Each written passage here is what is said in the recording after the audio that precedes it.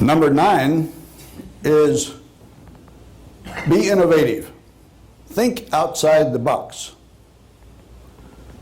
The military has a word coined for it, and that is do not reinforce failure. When the military attacks and the attack bogs down, they don't reinforce it with men and equipment. What they do is they do something else. You might go around the left flank. You might try an aerial attack. You're going to do something else. Now, if you are in your organization and you do something once, twice, and it doesn't work, why do you possibly think it's going to work the third time? And so I ask you, do something else when it doesn't work. Those are the 9 topics, those are the 9 techniques that if you follow, they will add to the leadership and the bonding and the respect and trust that you will develop in your team. And as a result, your company is probably going to be on the plus side of economic success. Now let's cover those techniques one more time. Lead from the front. Never ask your men to do something, or men or women to do something that you either have not done or are not willing to do. Know your men and women and look out for their welfare. Set the example. Don't be arrogant. Don't be overbearing. Recognize merit.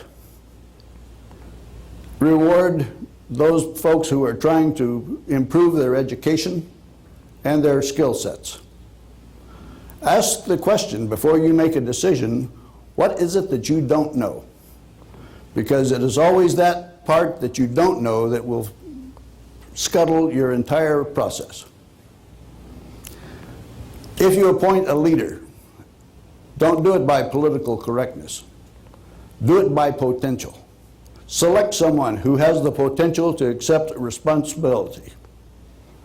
And when you do that, give them and make sure they have the training that they can do the job that you want them to do. Then give them the tools and the authority and the priorities so they can do their job. Don't micromanage. If you didn't trust them to do the job, why give it to them in the first place?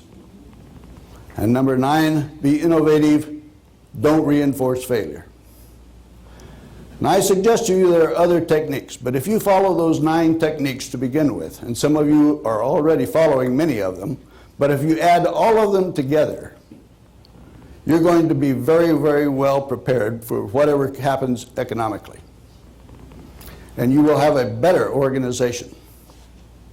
And I dare say that your company is going to improve. You are going to improve your chances of not being in those 200,000 people who are being laid off in Houston, Texas. And at some point, I may see your name on the list in the Forbes magazine of the top 100 leaders in the United States.